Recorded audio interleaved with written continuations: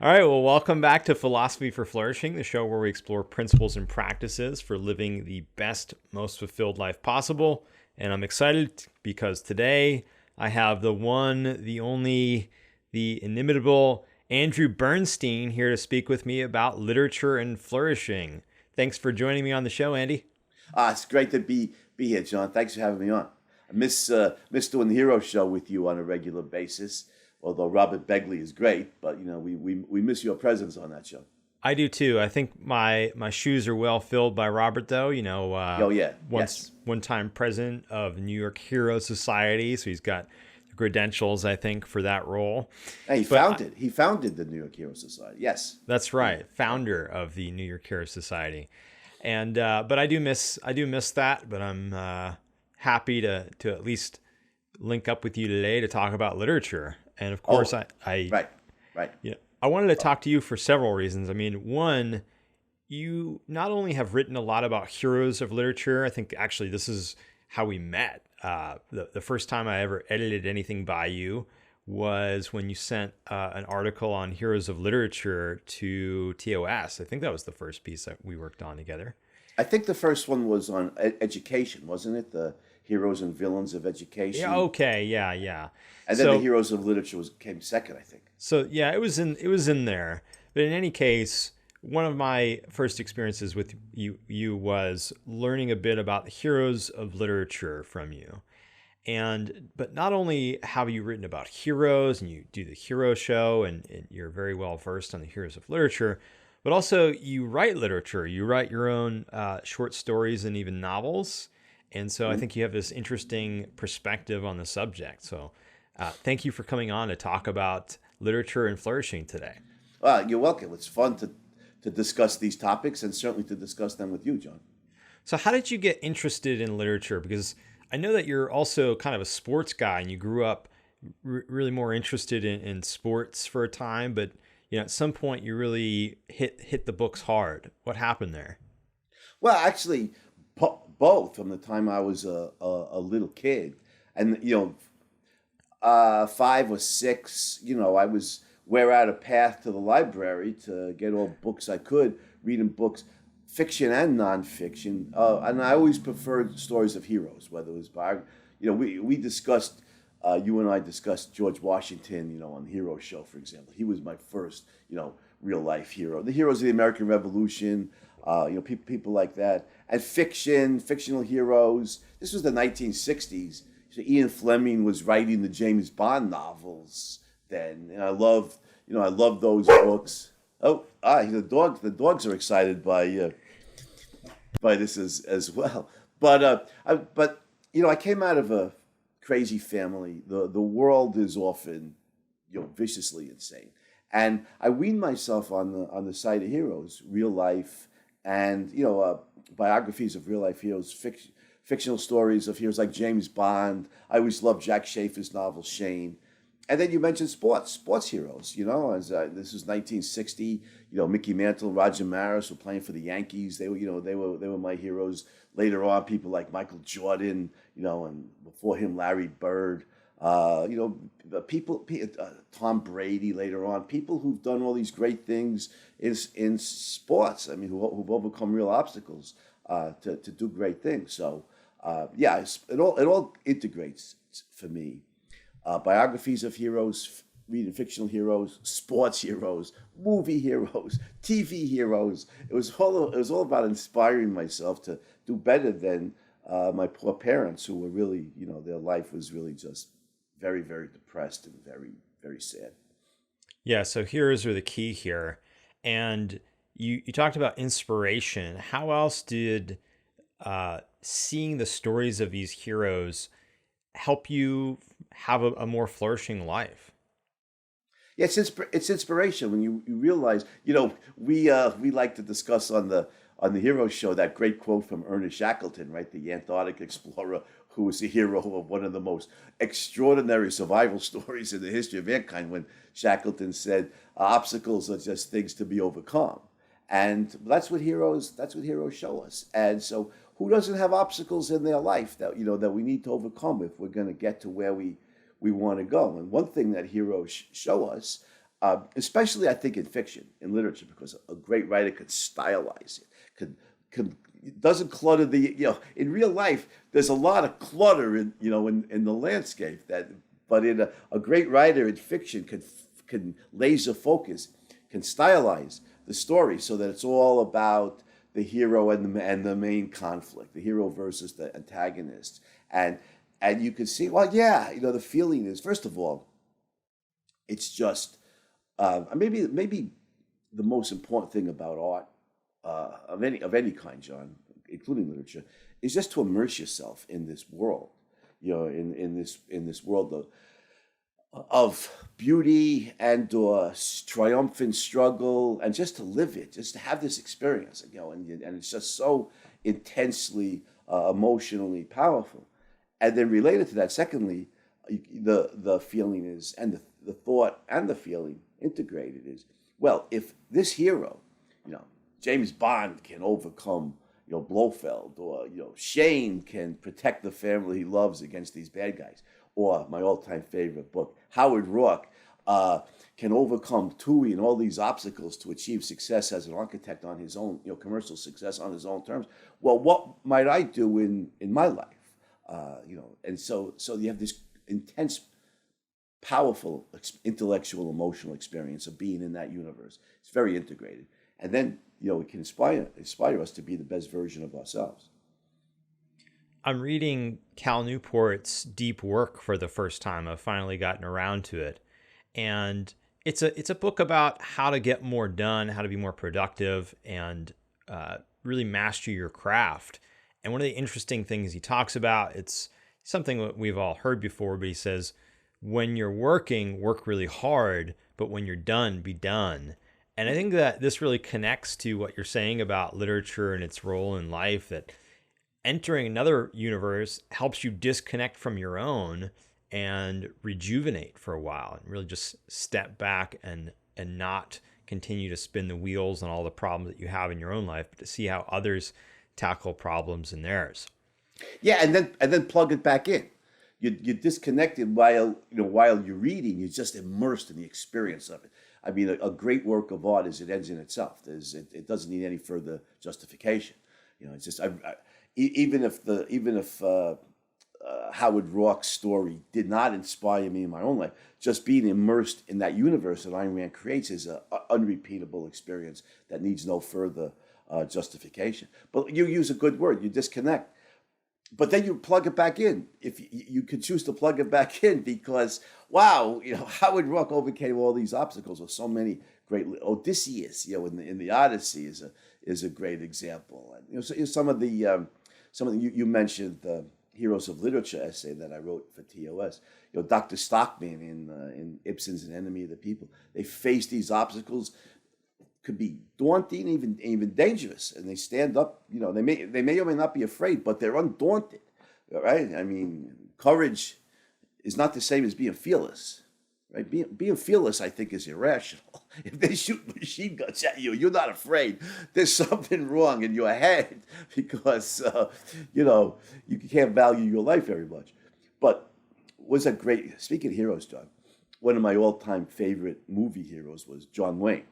The Duke, the great Western hero. And he says in one Western, I can't remember which one it was, but he had a great line. He said, "Courage is being scared to death and saddling up anyway." And that's exactly right. You're going to fight for your life. These guys are going to kill you. You got to be scared. But it's got to be done. You're defending your family, or, your property, or whatever value it is. It's got to be done. And so, the sight of heroes standing up, undaunted.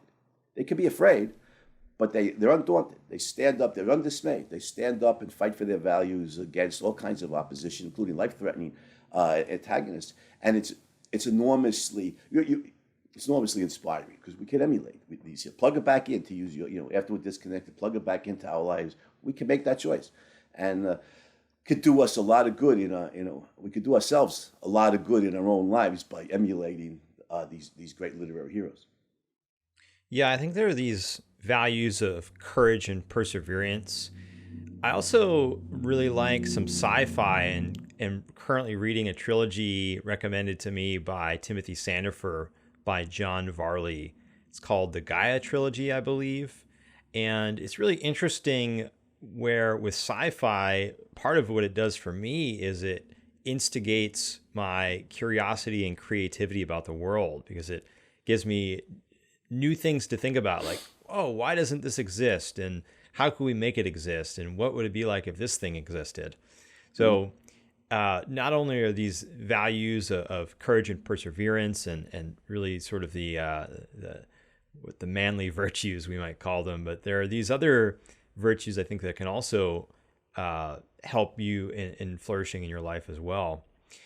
One of the things that you talked about in your essay on the heroes of literature were this other class of heroes that don't get talked about much, don't get written about much, but there are some books out there, sort of psychological heroes, these heroes that might not overcome great odds or great obstacles in the physical world, but they go through hell and they figure it out and they rebuild their psychology from the ground up and become stronger. Are there any books in that category that you would recommend people to check out, and what sorts of things do you think they'll get from them? That's an interesting question, John. I just happen to have here a copy of my book on heroes, legends, champions, why heroism matters. And and you interviewed me on this for TOS, and TOS reviewed it. I think our good friend Elliot Hill reviewed it, I believe, in the Objective Standard. But there's a chapter in there on anti-heroes. And I take to task these modern anti-hero writers, especially the ones who are influenced by, there's many of them are influenced by Marx. John Steinbeck comes to mind, right away as an example, or Arthur Miller comes to mind as an example. That we're crushed by a greedy capitalist society. But some are influenced by Freud. You go into your point about we have psychological problems, or we come out of crazy families that have severe psychological problems, and we're crippled emotionally, and they completely overlook, for all of Freud's errors and his insanity, he also pioneered the field of psychotherapy. I don't know how effective psychoanalysis is, his specific method, but he pioneered the field of using verbal counseling to face the demons. The inner demons and overcome them. And what a rich field for hero worship is. People who do this, and they face the inner demons. Let me make an example here. There are war heroes. John, they have much more physical courage than I do. They'll charge into your enemy machine gun fire and deal with the most horrific, blood-curdling, violent, actions. And they're heroes, properly so. And yet, very often, they won't face the demons. What's the suicide rate for combat veterans? It's tragically, it's very high. I can only imagine what these poor guys go through.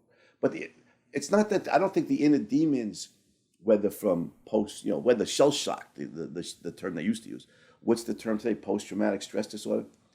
Whether the demons from those horrific events, or from your family as a kid growing up, where the demons can be very different but just as real. I don't think the inner demons are more terrifying than facing machine gun fire. It's just I think there's different types of courage, and I don't have the courage to face machine gun fire. I'd run the other way. And so I salute these warriors who go out and fight for freedom. I absolutely salute them. The country wouldn't be a free country without them. We did a hero show episode recently on Patton. Patton was a real warrior. I have tremendous respect for these kind of warriors.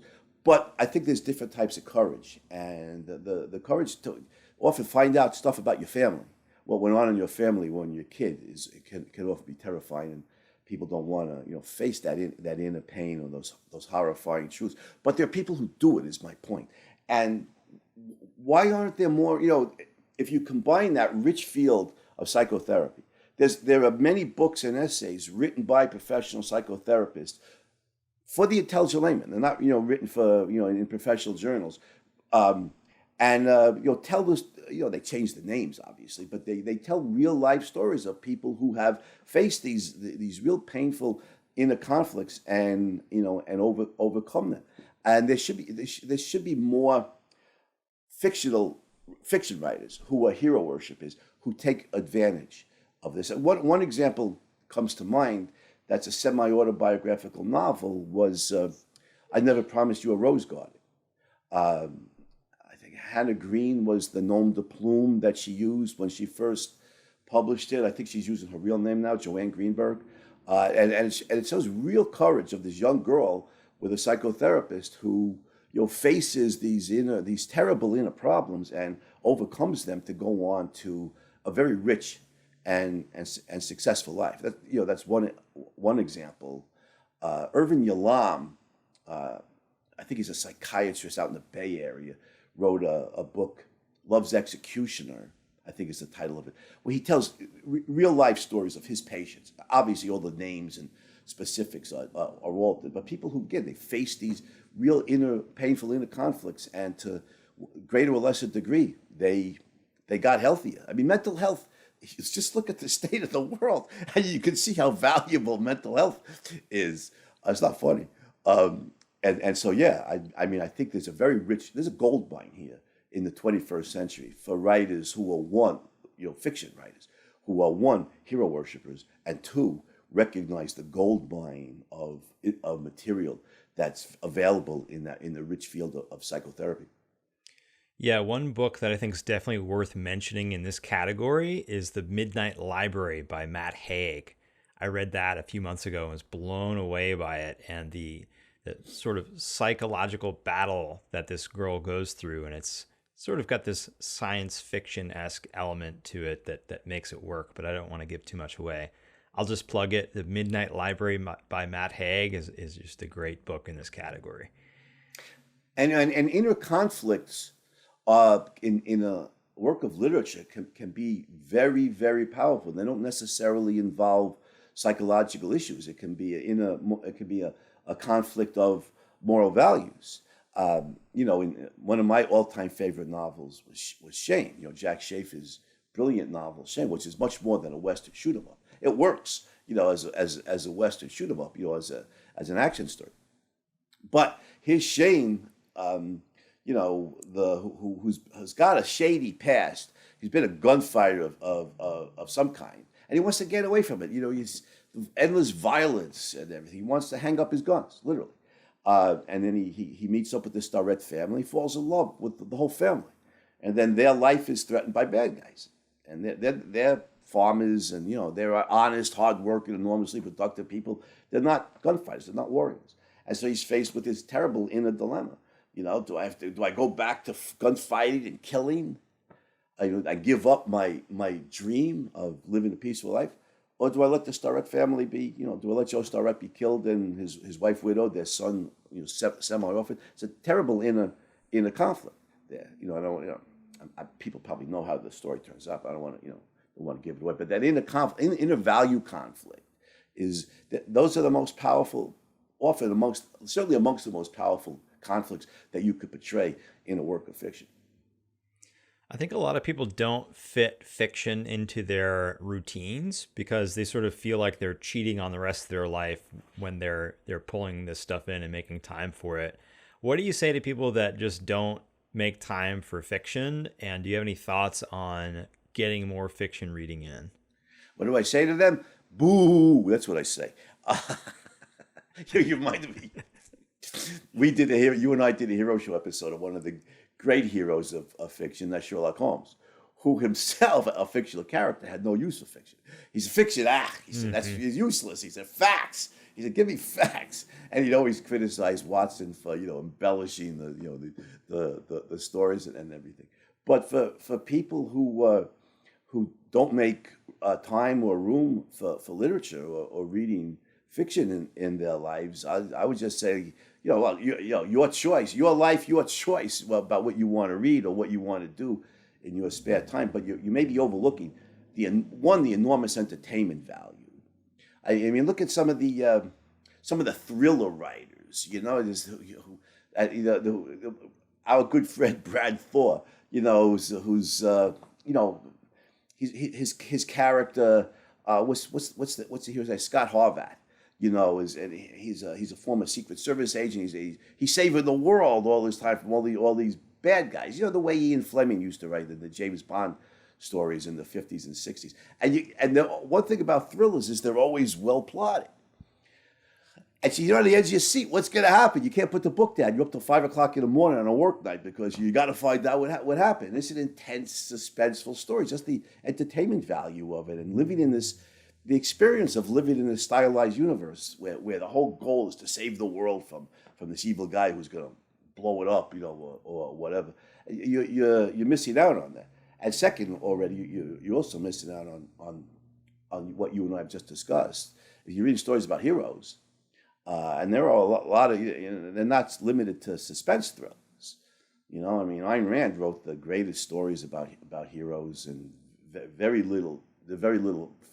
very few fist fights or shootouts. Sees a few, here or there. Two Gun Francisco d'Anconia's blasting away at the bad guys to protect Hank Reardon, and his mills. But it's rare. It's rare in Ayn Rand's novels. But the value conflict it tends to be much more intellectual on a very, very high moral level. But the heroes facing these, have definite life-promoting goals, and they're faced by real bad guys who are going to shut them down and bring destruction, demise, death. And it's very inspiring. It's enormously, you're missing out on the inspirational value you can get from these great literary heroes. So that's what I would say to people who don't like to read fiction. Much as I love Sherlock Holmes, I said, Mr. Holmes, you're mistaken. About this. Fiction is great. Facts in their place when we're trying to understand the universe and science or philosophy, but fiction to give us this unforgettable artistic experience of living in a stylized universe and getting the inspirational value from great heroes like you yourself, Mr. Holmes. Yeah, it's funny how Sherlock Holmes is a self-refuting example in that way. Right. And you're talking about adventure. You're bringing me back to the first time I read The Lord of the Rings. The first time I read The Da Vinci Code. Oh yeah, Dan Brown's a good thriller writer. I thought the Da Vinci Code was a terrific thriller. Yeah, I was on the edge of my seat, and it was like you said, it was absolutely entertaining. Yes, definitely. You're going to be teaching a course on how to get more enjoyment from great literature, and I'm wondering if you can give us a peek behind the curtain as to some of the techniques that you're going to be teaching that course to help people get more enjoyment out of literature. Sure. I think the essence for anybody who's writing fiction or seeking to assess fiction, whether novels, short stories, or drama, the essence of great fiction is conflict. One word with a C is conflict. And that conflict could take, this is creative writing 101. You have a character in mind. Character wants to reach a specific goal. Something or somebody stands in his way. They clash. The conflict builds to the point where there's an ultimate confrontation. There's a climactic struggle in some form, and the conflict is resolved. The main character achieves his goals, or he or she achieves the goals, or does not. But the conflict is what draws the reader in. That's what creates the suspense. And so the first thing when I'm analyzing, a work of fiction, I'm gonna ask myself or the students, who's the main character? And we'll write this down. What does he want? What's his goal? Who or what stands in his way? So they struggle. How does the struggle get resolved? And that's like the foundation. Then we get into the deeper issues here, what Ayn Rand called the plot theme. And as much as I admire Ayn Rand and as brilliant insight as this is, I don't know if that's the best name for it, because it gets then confused with the theme. It's the same word, but the plot essence or the plot heart or the essence of the conflict. What's the essence of the conflict? What's the thread that runs through the story, the plot that ties it all together, like in one sense? And that's not easy to identify, what Ayn Rand called the plot theme.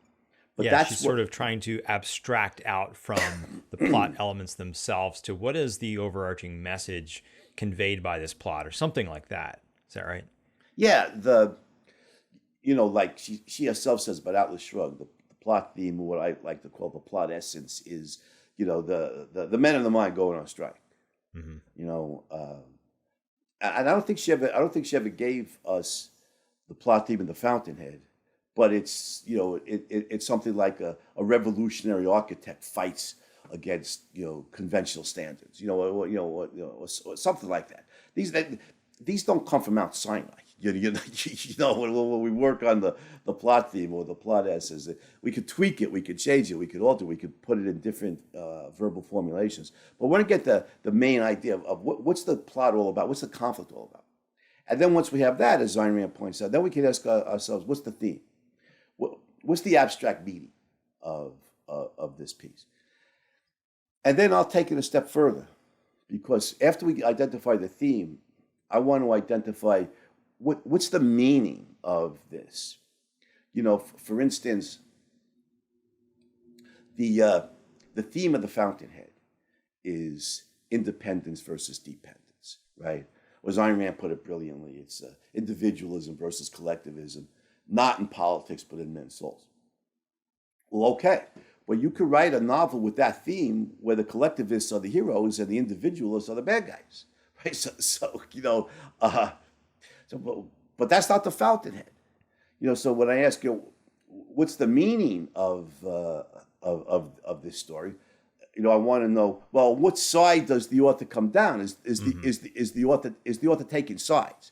And in The Fountainhead, clearly the meaning is the virtue of independence and the horrors or the evils of collectivism in any form. Well, mostly spiritual or psychological, because the book only marginally deals with politics. But the virtue of independence and the horrors of psychological, moral dependence. So then, once we've gotten to that point, well, we've. I think we can, with a great work of literature, we can look over our work here, our analysis, and I think it really enables us to appreciate it better. Wow, look at the way Hugo or Dostoevsky or Ayn Rand or Shakespeare in his best plays and in his tragedies.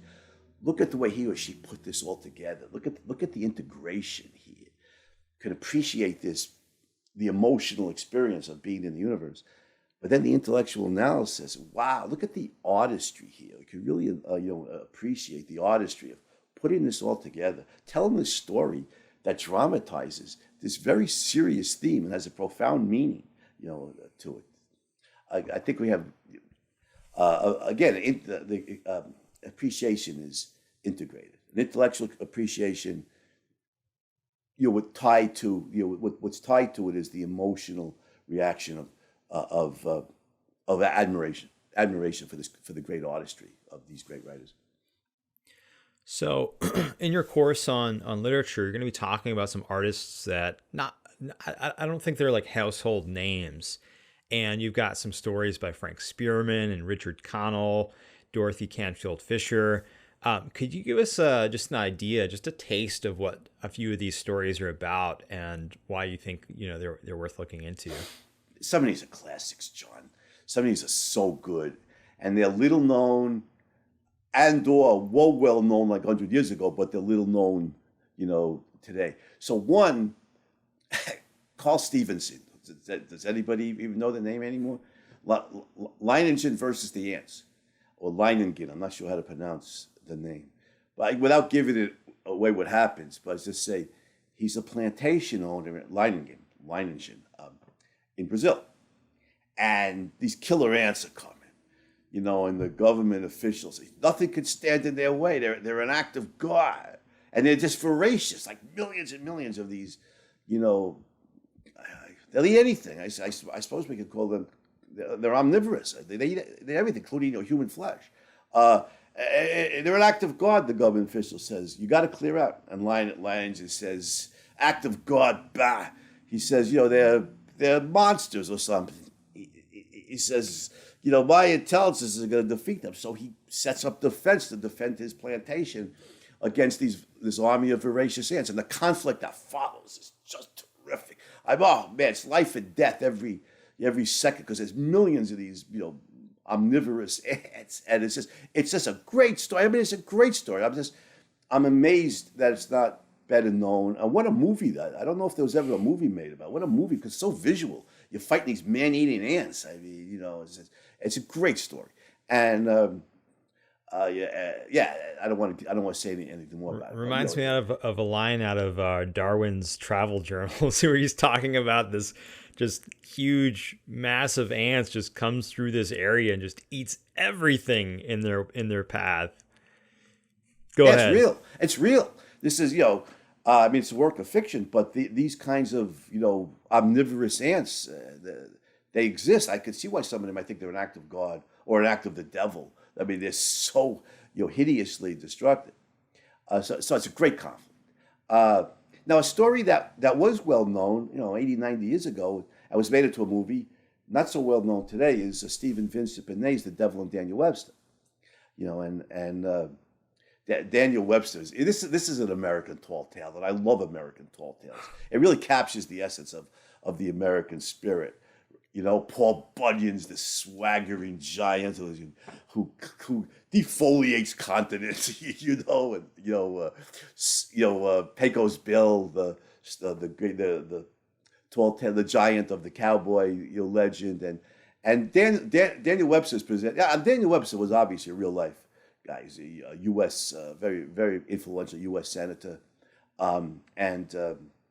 was a senator from Massachusetts because I know he Massachusetts or New Hampshire, but I think you're right. I think it was Mass.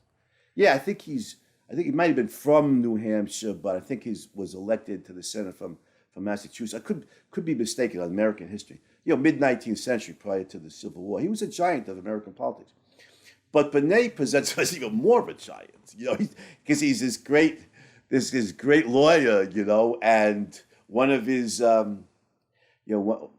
one of the voters, one of the citizens of his, state sells his soul to the devil, and then when the devil comes to collect, well, Jabez Stone, the guys, he comes to Daniel Webster, and Daniel Webster, demands a trial for an American citizen, and have a trial for, where the stakes are this guy's soul, and it's just so well done. There's so many of the devil versus Daniel Webster in this trial for the soul of Jabez Stone. It's brilliant in so many ways. You see Stephen Vincent Benet, acknowledging all the horrors of American history, the slavery and all the terrible things that went on, and yet it's such a love poem to all the virtues of America, all the great things about America, but literarily it's a great story. I mean, it's just gripping and fun or humorous all rolled into one, and anybody who loves American tall tales, it really captures the essence of the American sense of life.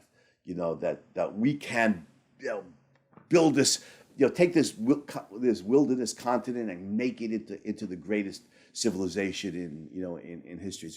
It's a great story. Those sound really fun. I'm looking forward to checking those out.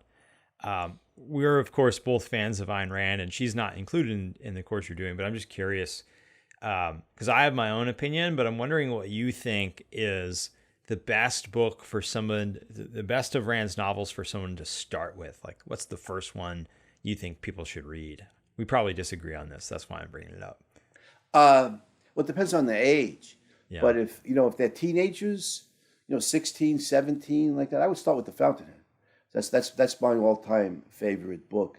It's what it's like, John. It's like I think of it as the Goldilocks principle. In a way, other people's novels are too little. They don't cover enough serious issues for my taste. Atlas Shrugged is like too big. This is the guy who changes the world. I can't grok it in a way. I can't get my head around it. But The Fountainhead is just right. Howard Roark's this towering hero and dealing with powerful plot conflicts and thematic elements of independence versus dependence. And he doesn't change the world. But what he does do is he carves out a rational niche in his own life. And it shows what you could do in a semi-free society. And The Fountainhead, the political situation in The Fountainhead is by far the freest society depicted in any of Ayn Rand's 4 novels, by far. I published an essay on the freedom gradient in Ayn Rand's novels, and Fountainhead is by far the freest. And it shows what a rational individual can do in a free or semi-free society to create enormous value in his or her own life, even when there's all this evil and irrationality that swirls around you in society. That's what I think the Fountainhead is a great start for a literary teenager, somebody who likes to read, and at that age, or at any adult age. I would start with the Fountainhead. See, I've always recommended that as a first place to start for people, but recently I became convinced that people should start with We the Living, because it gives you such an incredible look into the background that was Rand's own life and gives you a much better understanding of why it was she came to adopt the ideas that she then promotes in the Fountainhead and Atlas Shrugged. So perhaps that's too cognitive a reason. In terms of story, I do have to agree with you. Like, the Fountainhead is the story that I enjoy the most. So if you're going to go based on what am I just going to get the most just joy out of reading, it's definitely not going to be We the Living, because that's a tragedy. But We the Living, I think, does give you just a tremendous sort of behind the curtain view of what was going on in Rand's thinking and why she went on to create the heroes that she went on to create.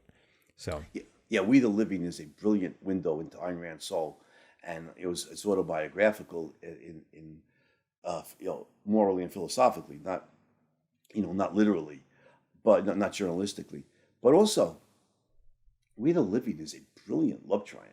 Mm-hmm. I mean, it's a brilliant variation on the love triangle motif, where, because often in love triangles, as she herself remarks at one point, one of the persons in the love triangle is a bad guy, who's often forcing the heroine, to do this, that, or the other thing, in order to save the man she loves. Well, Andrei Taganov he's not fully a bad guy. I mean, he's a KGB officer, or whatever alphabet soup they used for the secret police back during the time of NKVD or whatever it was. But he's a Soviet secret police officer. But he's a man of integrity, and he's an upright man who was brutalized under the Tsar, and who initially believed the communist claims that they were going to bring justice for the oppressed, for the people who were literally oppressed under the monarchy, and then comes to realize that they're the even worse oppressor than the Tsar was. So you have three people in this love triangle, all of whom are morally upright persons, which is rare, and where the heroine loves one of the men and has legitimate feelings for the other, and it is a brilliant variation, a love triangle motif set in it's not just in the setting of the Soviet Union, it's completely integrated into what life is like under the communists. And Ayn Rand integrates all of that into one outstanding story. It's an outstanding novel. It doesn't have the deep philosophic themes of the Fountainhead or Atlas Shrugged, but and let's put it this way, John, it's a great book. It's overshadowed by her subsequent books. But if some other writer had written this, some other writer could claim that very proudly that this is the best book that I wrote. It's that good. Yeah, and even she, I mean, this was her first novel, but even she said it was her tightest plotted.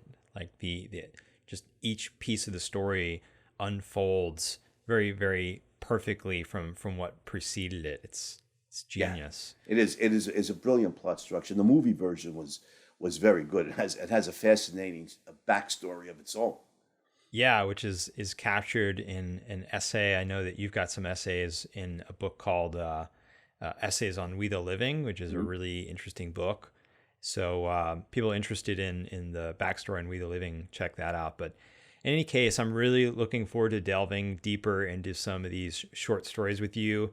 Your course starts on November 2nd, and I'm thrilled to get to talk to you today about it and to really kind of explore some of these ways that literature can help you flourish in life. So any parting thoughts before we sign off for today?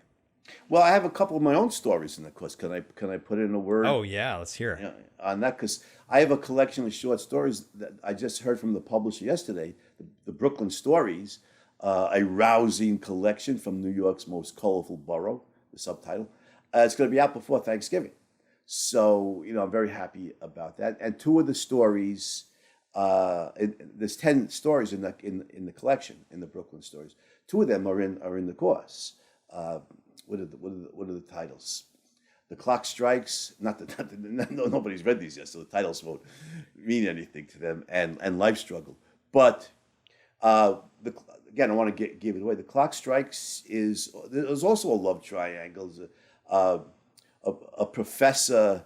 The two professors had this idea. They wanted to collaborate on this brilliant novel set during the fall of the fall of the Roman Empire, and they were both admirers of Greek culture, and it's being submerged by Christianity is suppressing, burning books and everything, suppressing intellectual culture. The barbarians are invading, so they're going to write this great novel that's an ode to Greek culture.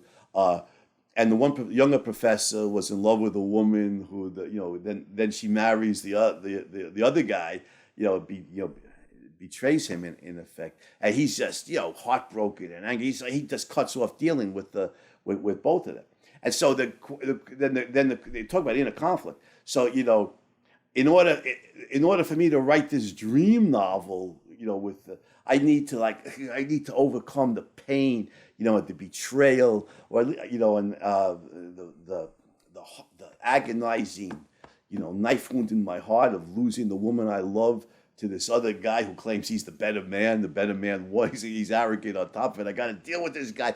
And so is he going to be willing? Is he going to be willing to do it? There's the inner conflict there.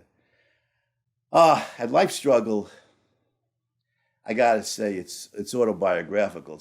It's a grad student who's struggling with his dissertation, but above all, is to marry his girlfriend, and his mother. His mother is she puts the N in neurotic Jewish mother, and she threatens to die if he marries this shiksa, this non-Jewish. This non-Jewish woman. So he's struck. She demands that he give up his girlfriend, the woman he loves, in order to be a dutiful son to her. While at the same time, his dissertation extols egoism. The theory of egoism, that we should pursue our own values and not sacrifice them to a bunch of philosophers who are anti-egoist and believe that that egoism is evil. So there's this the two struggles in his life are congruent. Stay true to your values, or surrender them for other people in your life. And I won't say how either of these conflicts turn out, but I will say I think it's hard to be objective about your own work. We know that, but I do think try to be as objective as I can. I do think that some of the stories in this collection are very, very, very, very good stories. Well, congrats on getting a publisher, and it's great that this stuff's going to come out before Thanksgiving. I mean, that's so close. You don't hear about books being turned around that quickly very often. So, awesome. Well, thank you, John. I appreciate it. So thanks very much. Well, it's always fun to have you on the show, Andy, and to just talk in general. So thanks again, and thanks everyone for tuning in to Philosophy for Flourishing.